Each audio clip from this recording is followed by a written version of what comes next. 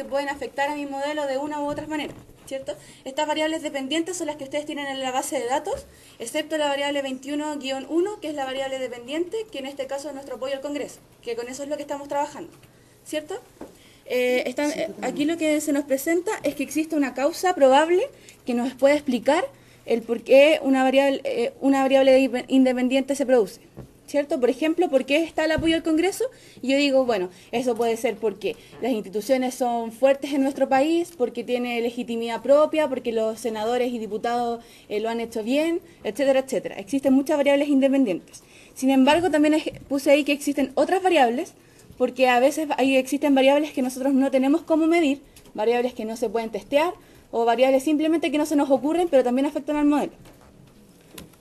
Perdón, ¿entiende por qué es importante saber esto de variable independiente, variable dependiente? Sí, ya. ¿Cómo lo usarían en su trabajo de la comisión? ¿Cómo lo usarían en su trabajo individual? ¿Se les ocurre un ejemplo? Si estás haciéndole seguimiento de una ley, ¿cuál es tu comisión? ¿La mía? No. ¿Derecho humano? No, seguridad ciudadana. Seguridad ciudadana. Si tú quieres explicar por qué es tan lento el proceso legislativo en la comisión, tú vas a lanzar una hipótesis. Y entonces tú vas a recabar información y puedes usar esa información buscando cuál es la variable independiente que explica eso, y la variable dependiente sería en este caso por qué se demora tanto la tramitación. Bueno, como el profesor dice, lo que nosotros tenemos que hacer es postular un modelo. Lo importante en este sentido que este modelo tiene que ser una postulación teórica de ustedes, o sea, de los investigadores. Este modelo, a diferencia de lo que vimos en estadística, no se obtiene de lo que nos dice, bueno, según estadísticamente, este es el mejor modelo y a partir de esto obtengo una teoría. Al contrario, lo que van a hacer ustedes en sus trabajos de las comisiones es postular que por qué pasa cierta cosa. Por ejemplo, por qué hay un mayor tiempo de espera en la tramitación de la ley. Ese va a ser tu variable independiente y cada uno se tiene que postular qué variables dependientes van a estar afectando a este modelo, ¿ya? Ese es el primer paso inicial. Aquí les puse que, bueno, está la variable dependiente, que es la variable i, los betas, que son las variables que vamos a estimar, que son los parámetros o los coeficientes que interceptan a la variable, o sea, cuánto aumenta la variable independiente al aumentar cada una de las variables. Por ejemplo, está la variable beta 1, que está acompañando a la variable x1. Si la variable beta 1 aumenta, o sea, es de 0,5, por ejemplo, significa que por un aumento en x1, y aumenta en 0,5. ¿Sí? ¿En eso estamos bien?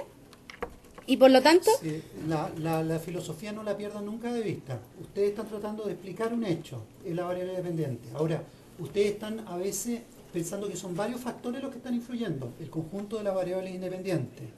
Entonces, por cada cambio que tienen esas variables, hay un porcentaje de cambio que va a tener la variable dependiente, que se le atribuye a ese cambio en la variable independiente. Y siempre está un error asociado porque nosotros no podemos controlar todo lo que está ocurriendo, aunque sea matemáticamente. La segunda cosa muy importante que hay que saber es cómo se hacen los test de hipótesis. Los test de hipótesis son dos hipótesis. La primera, que se llama la hipótesis nula, que es H0, y esta hipótesis es la que nosotros tenemos que rechazar. Generalmente se usa solamente para eso, para por lo menos estar seguro de que algo rechacé, de que algo tengo en este modelo. Y la hipótesis 1 es la que se llama también hipótesis alternativa, y esta es la hipótesis que yo quiero testear. Esta es la hipótesis de trabajo y la que yo necesito saber. Y que por lo tanto al rechazar H0, por lo menos tengo que, nos acepta H1, pero por lo menos existe evidencia estadística para poder rechazar H0 o aceptar H1. ¿Cierto? Y bueno, rechazo H0 si el valor P, que es un valor de tabla que se obtiene al realizar el procedimiento estadístico y que lo van a tener dentro de Stata, que lo vamos a ver más adelante, es menor al riesgo. El riesgo de una actividad estadística, ustedes se lo van a fijar. O sea, por lo general, convencionalmente es el 5%, pero si su trabajo necesita el 10%, el 15%, eso lo tiene que definir cada investigador. Y por lo tanto, recalco que es súper importante que cada uno de ustedes se genere una teoría y se genere valores apropiados para ella, marcos en los que van a trabajar. Si ustedes dicen que esto tiene que ser válido al 99%, y yo asumo 1% de riesgo, esa es una forma de hacerlo. Si ustedes lo quieren hacer con el 10%, es otra. Entonces, cada una de esas cosas se tienen que explicar cuando ustedes estén realizando sus comisiones y el trabajo de investigación. Seguimos más adelante. La semana pasada, aprendimos a abrir Stata, a cómo funcionaba, y estuvimos analizando varios tipos de ejercicios que se podían realizar con las variables. Uno de esos ejercicios era el ejercicio de correlación. Dentro de ello, este ejercicio sirve para saber la asociación que existe entre una y otra variable. Yo puedo saber lo de la variable independiente hacia las dependientes o de las mismas dependientes. Pueden haber algunas que estén tan correlacionadas que puedo crear una nueva variable que las incluya ambas y que por lo tanto me permita trabajar mucho mejor en estadística. Esto lo vimos en la clase pasada, que en Stata nosotros usamos el comando correlate. Yo ahí puse un ejemplo de cuando nosotros escribimos el comando de la correlación entre varias preguntas, nosotros obtenemos esto. Les marqué un ejemplo en donde nos aparece la correlación entre la pregunta 11-1 y la pregunta 16,4. Y esta correlación nos dio 0,2144. Como si recuerdan, esta correlación siempre se hace en porcentajes, por lo tanto significa que están correlacionadas en un 21,44%, que es lo que decimos ahí, podemos leer, la variable pregunta 11-1 está correlacionada positivamente, porque está en signo positivo, en 0,2144 puntos porcentuales con la variable pregunta 16,4. Estas son solamente cosas de rigor, pero para que no se les vaya a olvidar cuando ustedes estén haciendo el trabajo, y está muy especificado para que no tengan problemas. Ahora estuvimos viendo también la regresión.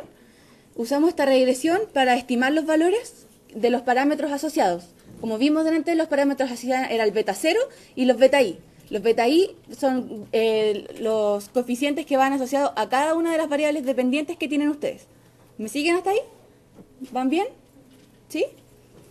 Y estas afectan a la variable dependiente, que es la independiente, que es la ii. Todos tuvieron estadística, ¿no es cierto? Sí. ¿Sí? ¿Hasta ahí vamos bien? Ya, y esto lo ocupamos con el comando regress, eso también lo vimos en la clase pasada, y en donde este comando se ocupa de una forma bien particular.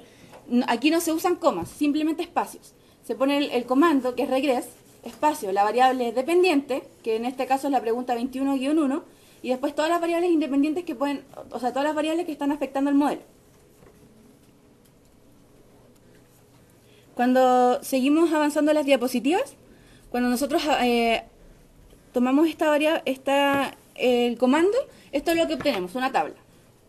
Ahora, lo que vamos a hacer en esta clase va a ser examinar qué significa esta tabla. Vamos a leer paso por paso qué es lo que nos dice, qué es lo que nos entrega, para que después a ustedes se les sea mucho más explicativo, mucho más fácil entender los datos y poder leerlos de acuerdo a su investigación. Y por lo tanto al modelo teórico que ustedes en primer lugar se plantearon. Ahora, no se asusten si estas variables no le dan significativas o son poco relevantes o tienen algún problema estadístico. Lo importante es a través de ir viendo el modelo, de ver en qué nos equivocamos, cómo podemos suplir esas falencias y ver en realidad cómo estamos avanzando. Aquí, como les decía anteriormente, nosotros nos vamos a buscar el mejor modelo estadístico de un principio. Nosotros vamos a tener que ir encontrándolo y darnos cuenta por qué en teoría pasa una cosa que yo creo que explica el modelo, por qué estadísticamente afectan otras y cómo estas cosas se relacionan para encontrar un modelo que refleje mucho mejor la realidad. Lo primero que obtenemos, si volvemos a